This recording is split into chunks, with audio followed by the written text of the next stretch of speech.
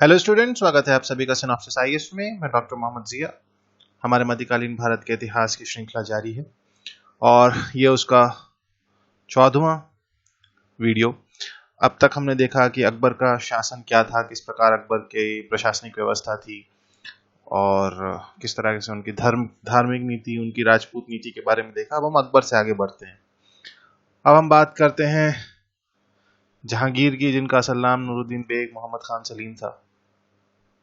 देखिए, ईमानदारी से अगर कहूं, जहांगीर के सिर्फ दो ही मुख्य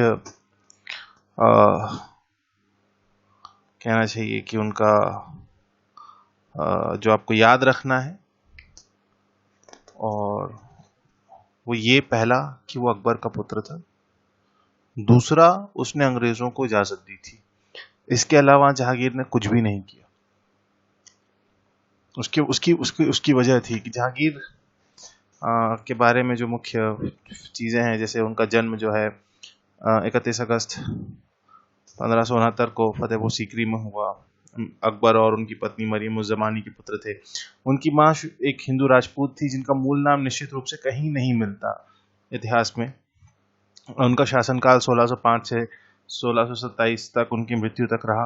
और जो मैंने आपसे शुरुआत में कहा था कि जहांगीर के बारे में सिर्फ आपको एक ही बात याद रखनी है कि वो अकबर का बेटा था, वो यहाँ से सिद्ध होता है कि जहांगीर का जो शासनकाल था वो राजनीतिक स्थिरता और अच्छी अर्थव्यवस्था का एक दौर था। और उसकी वजह जहांगीर का प्रशासन नहीं था, जब बल्कि अकबर का जो एक उसका जो एक प्रशासन था, उसकी जो नीतियों में जो जो जो अकबर की नीतियां थी, उसके परिणाम स्वरूप जो है इसकी अर्थव्यवस्था, इसका जो वो था, उसने जो विस्तार की नीति थी मुगलों की, वो जारी रखी।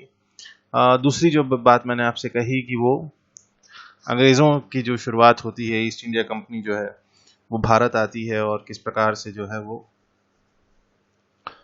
सर थॉमस रो अंग्रेजी राजदूत थे, जो आते हैं और भारत में कारखाना स्थापित करने की अनुमति मांगते हैं, और जिन्हें वो अनुमति दे दी जाती है।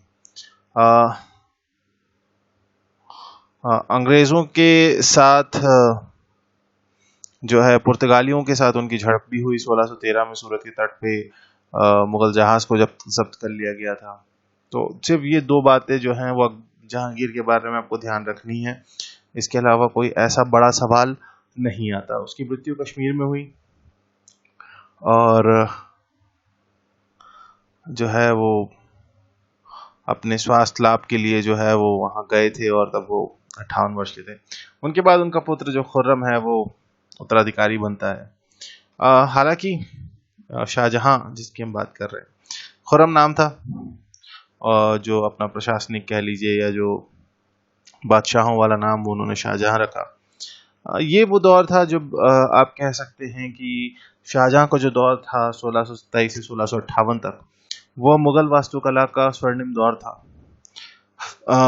ये एक और चीज, उसके अलावा एक चीज जो यहाँ ध्यान रखने वाली है कि जहांगीर का तीसरा पुत्र था, लेकिन ये राजा बनने के लिए, गद्दी संभालने के लिए इसको सबसे सक्षम और कुशल माना गया।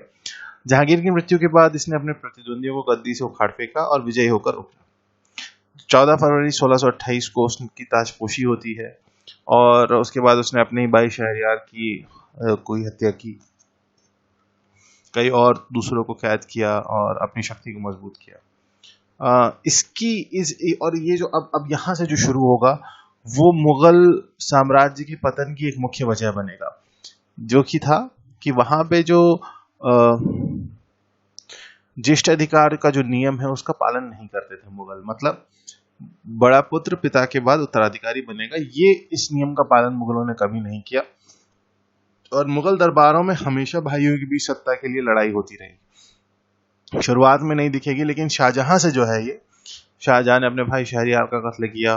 फिर औरंगजेब का जब हम दौर देखेंगे तो उसने दारा शिकोह मुराद और शुजा का कत्ल किया, क्योंकि ये इस नियम का जो है वो पालन नहीं करते थे। मुगलों में ऐसा नहीं था, ऐसा कोई स्थापित नियम नहीं था कि जो है बड़ा पुत्र ही जो है वो राजा बनेगा। इस वजह से ये सारी लड़ाइयाँ होती थी। राजा बनने से पूर्व राजकुमार के रूप में वो दक्कन, बिहार, बंगाल, गुजरात और दिल्ली का गवर्नर रह चुका था। उसके बाद उसने सेना का विस्तार किया, हथियारों का उत्पादन को बढ़ावा दिया, और कई प्रदेशों पर कब्जा किया। तो जो विस्तार की नीति जो चली आ रही थी वो भी चलती रही।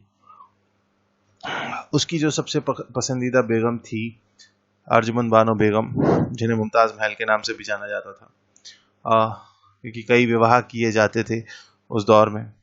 किंतु कहा यह जाता है कि वो उनकी शायद 7वीं या 9वीं, अलग अलग इतिहास के जो स्रोत हैं उसमें अलग अलग कई जगह मिलता है, लेकिन पहली नहीं थी, ये तो पक्की बात है। तो 7वीं या 9वीं जो है वो पत्नी थी, और वो प्रसव के दौरान शायद उनके 13वें या 14वें बच्चे के जन्म के समय जो है वो उनकी मृत्यु हो जाती है। और उनकी मृत्यु के बाद जो है कहना चाहिए कि शाहजहां जो है वो सदमे में चले गए, और उनकी याद में ही ताजमहल बनाया गया, जो कि स्थापत्य कला का एक बेजोड़ नमूना है, इसमें कोई शक नहीं। उसके अलावा आगरा में मोती मस्जिद, लाल किला, दिल्ली स्थित जामा मस्जिद, शाहजहानाबाद, शालीमार गार्डन और वर्तमान पाकिस्तान की कुछ अन्य इमारतों सहित कई जो है वास्तुशिल्प जो हैं इस दौर में, जिसे मयूर सिंहासन कहते हैं या पीकॉक थ्रोन, वो भी इसी दौर का है, इसी शाहजहां के ही दौर का है। उत्तराधिकार की जंग जो है शाहजहां के बाद उनकी मृत्यु से पहले ही शुरू हो गई। 1658 में जब संघर्ष शुरू हुआ तो वो बीमार पड़ चुके थे। औरंगजेब ने साम्राज्य पर शासन करना शुरू कर दिया, और सिंहासन मिलने के बाद शाहजहां को आगरा के घर में ही, अपने किले में ही नजरबंद कर दिया। 8 साल वह नजरबंद रहे, जहां उनकी जो भी अंतिम सेवा थी वो उनकी पुत्री, उनकी बेटी जहाना बेगम ने की, और 22 जनवरी 1666 को 74 साल की उम्र में उनका निधन हो गया। कहा जाता है कि उन्हें यमुना नदी के रास्ते आगरा के लाल किले से जो है नाव में उनका शव था वो ताजमहल ले गया गया। ये रात में हुआ था और इनकी बेटी ने करवाया था, जहारा बेगम ने। और ताजमहल जिन लोगों ने देखा होगा, तो एक जो कब्र है वो बिल्कुल उस चीज के सेंटर में है, मध्य में है, और एक कब्र हल्की सी जो है वो साइड में है। तो वो जो साइड में है वो शाहजहां की है। तो उनकी जो है उनको ताजमहल में ही दफनाया गया अपनी पत्नी के पास, और इस तरीके से शाहजहां का अंत हुआ। उसके बाद आते हैं औरंगजेब। सबसे लंबा शासन औरंगजेब का आप मान सकते हैं 1658 से 1707 तक रहा, और देवराय में उसने दारा शिकोह की अंतिम हार के बाद ही जो है वो उसने अपना राज्याभिषेक किया, और उसने अपने आप को आलमगीर का खिताब दिया, जिसका मतलब होता है विश्व विजेता। उसको अपने शासन के उत्तरार्ध में ही काफी गंभीर कठिनाइयों का सामना करना पड़ा। जाटों और सतनामियों और सिखों का जो विद्रोह था वो हुआ, और ये जो विद्रोह थे ये मुख्यतः जो इसका कारण माना जाता है, क्योंकि अभी तक किसी ने विद्रोह नहीं किया, न सिखों ने विद्रोह किया, न सतनामियों ने विद्रोह किया, न जाटों ने विद्रोह किया। इस विद्रोह का मुख्य कारण ही औरंगजेब की जो है वो जो एक कठोर धार्मिक नीति मानी जाती है। यहाँ तक कि जो सिखों के 9वें गुरु थे गुरु तेग बहादुर, उनको दिल्ली ले जाया गया और उनका सर कलम कर दिया गया। तो जो दिल्ली जिन्होंने देखा है, लाल किले से अगर आप देखें तो सामने ही चांदनी चौक पे गुरुद्वारा सीसगंज है, तो वहाँ पे ये हुआ था, और वहीं पे फिर गुरुद्वारा बनाया गया और गुरुद्वारा स्थापित हुआ। 1679 में मारवाड़ में उत्तराधिकार के सवाल पे औरंगजेब ने हस्तक्षेप किया और पुष्कर के पास राठौरों को पराजित किया और उनका राज्य कब्जा किया। दक्कन नीति यदि हम देखें, क्योंकि औरंगजेब को यदि किसी के लिए जाना जाता है तो वो उसकी दक्कन नीति के लिए जाना जाता है। पहला मुगल जिसने दक्कन पे कब्जा किया, और कहा यह जाता है कि औरंगजेब ने अपनी जिंदगी के 48 साल जो है वो दक्कन में गुजारे, और अच्छी खासी एक उसकी एक वो थी, क्योंकि दक्कन यहाँ से आप देखेंगे, जो हमने विभिन्न राजवंश पढ़े थे, खास तौर पे गोलकोंडा जो कि बाद में हैदराबाद शहर जो बसा, तो गोलकोंडा की जो कुतुबशाही राजवंश था, उसको हटा के निजाम का जो एक शासन था, निजामों के हाथ में जो शासन था, वो औरंगजेब ने दिया। तो ये दक्कन में जो एक हम देखते हैं बाद में, शुरुआत में जो है जैसे आदिल शाही राजवंश था, कुतुब शाही राजवंश था, ये विभिन्न राजवंश जो हैं ये खत्म होते हैं और निजामों और नवाबों का दौर आता है दक्कन में। तो ये निजामों और नवाबों का जो दौर आया, चाहे वो कर्नाटक के नवाब हों, चाहे वो हैदराबाद के निजाम हों, ये सारा जो दौर आया औरंगजेब के समय में आया। जहांगीर ने अहमदनगर के मलिक अंबर के खिलाफ लड़ाई लड़ी थी, लेकिन वो जो है वो उतना उनको विजय प्राप्त नहीं हुई। शाहजहां के शासनकाल में भी दक्कन के गवर्नर के रूप में उसने अपनी जो एक आक्रामक दक्कन नीति थी उसका पालन किया, और जब वो बादशाह बना तो पहले उसने जो उत्तर पश्चिम जो सीमा थी भारत की, उस तरफ ध्यान दिया, लेकिन उसी समय मराठा शासक शिवाजी ने उत्तर और दक्षिण कोंकण के क्षेत्रों में एक स्वतंत्र मराठा राज को तराशा और उसको फैलाया। और इसी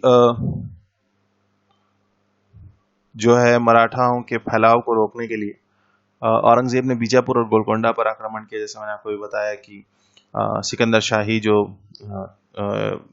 राजवंश था उसे हराकर अपने राज्य में मिलाया। गोलकोंडा के खिलाफ लड़ी तो कुतुब शाही राजवंश का सफाया हुआ। औरंगजेब की ओर से जो ये दक्कन के जो राज्यों का उसने विनाश किया, ये उसकी राजनीतिक भूल थी। वो चाहता तो उनके साथ जो है मिलके एक कहना चाहिए कि एक अच्छा एक प्रशासन बना सकता था, लेकिन क्योंकि ये जो राज्य थे छोटे छोटे, अहमदनगर, बेरार, गोलकोंडा, बीजापुर, बिदर, ये जो राज्य थे, ये एक तरीके से मुगलों और मराठों के बीच जो है एक दीवार सी बनी हुई थी कि वो किसी तरीके से उनका जो है सीधा टकराव नहीं हो रहा था। और जैसे ये राजवंश हटते हैं, जैसे ये राज्य जो है इनका पतन होता है, वैसे ही आप देखते हैं कि मुगलों के और मराठों के बीच जो है वो सीधा टकराव शुरू होता है। मराठों के साथ मुगल का जो भी संधियां हुई हैं वो हम मराठा में देखेंगे। और तो जो अर्थव्यवस्था को भी नुकसान, क्योंकि हर युद्ध की एक कीमत होती है, हर युद्ध की एक कीमत चुकानी होती है, और इसी की वजह से दक्कन में जो अभियान चला उसकी वजह से मुगल खजाने जो हैं वो भी खाली हुए। और इसी के साथ 1707 में औरंगजेब की मृत्यु के बाद जो है वो मुगल साम्राज्य का पतन शुरू हुआ। उत्तरार्ध में जो मुगल आए, हम उनके बारे में अलग से देखेंगे कि उनकी क्या नीतियां थी और वो किस तरीके से क्योंकि आमतौर पे जो पढ़ाया जाता है, जो एक ट्रेंड मैंने देखा है कि वो औरंगजेब के बाद लोग बात करते हैं बहादुर शाह जफर की, बहुत कम जगह देखा है कि वो, तो बहादुर शाह जफर को यदि आप देखें तो 1857 की क्रांति में थे। औरंगजेब की मृत्यु 1707 में होती है, तो इस 150 साल के फासले में भी मुगल अलग अलग जो है राजा हुए। अब इनको सम्राट नहीं कहा जाएगा क्योंकि साम्राज्य बचा ही नहीं था, सिर्फ राज बचा था। अंतिम मुगल सम्राट अगर आप किसी को कहना चाहेंगे तो वो औरंगजेब है, जिसने एक बहुत बड़े साम्राज्य के ऊपर जो है शासन किया। औरंगजेब की मृत्यु के बाद आप देखेंगे हैदराबाद अलग हुआ, कर्नाटक अलग हुआ, बंगाल, बिहार, अवध, इस तरीके से विभिन्न राज्य जो हैं उन्होंने अपने आप को, राजपुताना में कई ऐसे छोटी बड़ी रियासतें हुई जिन्होंने अपने आप को स्वतंत्र घोषित किया, और उसका मुख्य कारण ही यही था क्योंकि मुगलों का पतन शुरू हो गया था। 18वीं शताब्दी की जो शुरुआत है वो मुगलों के पतन और मराठाओं के उद्गम का दौर है, तो ये हम आगे देखेंगे। इससे पहले हम मुगल वास्तुकला को जरा सा समझें। तो मुख्य जो इमारतें हैं सिर्फ उसके बारे में थोड़ा सा यहाँ पे है। हुमायूं का मकबरा सबसे पहले पहला विशिष्ट उदाहरण जहाँ पे जो कि मुगल वास्तुकला का उदाहरण है।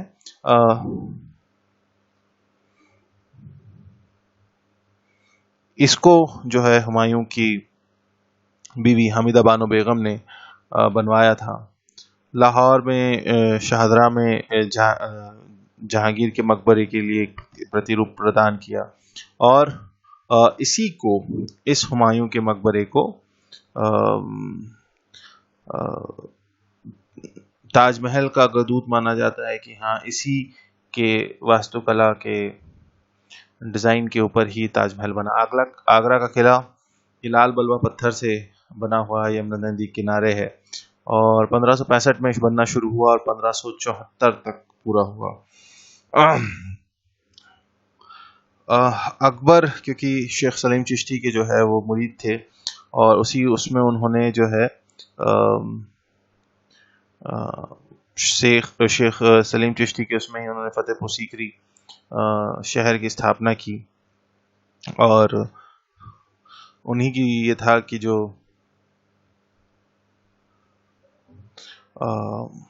अकबर के 3 पुत्र होंगे जो कई पुत्रों के बाल्यकाल में दुर्गत निधन के बाद जीवित रहेंगे। तो ये चीज़ जो है अकबर, इसीलिए उन्होंने अपने सबसे पहले बेटे का नाम जो है सलीम इसी वजह से रखा था कि वो शेख सलीम चिश्ती के मुरीद थे। फतेहपुर सीकरी में इसकी जो शुरुआत है आगरा के किले की, उस फतेहपुर सीकरी की शुरुआत भी उसी में हुई और इसी साल आगरा का किला भी पूरा हुआ। यदि हम वहाँ की प्रमुख संरचनाएं देखें फतेहपुर सीकरी की, तो बुलंद दरवाज़ा, पंचमहल, सलीम चिश्ती की दरगाह, दीवान खास, दीवान आम, जोधा भाई महल, जामा मस्जिद, इबादत खाना, उसके बाद पंचमहल जो कि उत्तम और सबसे प्रभावशाली संरचना है, और प्रत्येक खंड पर खुले छतों के साथ 5 खंडों का महल। तो क्योंकि अकबर धर्मनिरपेक्ष था और वो सभी धर्मों का आदर करता था, तो उसने अपनी जो हिंदू पत्नियां थीं उनको भी ये स्वतंत्रता दी हुई थी कि आप जो है अपना धर्म अपने हिसाब से रखें। तो इसीलिए फतेहपुर सीकरी में हिंदू संरचना के आधार पर खंबे वाले बरामदे संरक्षणात्मक कोष्ठक से मिलकर बने हैं। तो ये एक संरचना की खासियत है। उसके अलावा दीवान खास जो कि एक जटिल संरचना है अपने आप में, हॉल ऑफ प्राइवेट ऑडियंस कहा गया इसे, कि जो है खास नाम से जैसे पता चल रहा है कि ये खास लोगों के लिए था, या आम लोगों के लिए नहीं था। और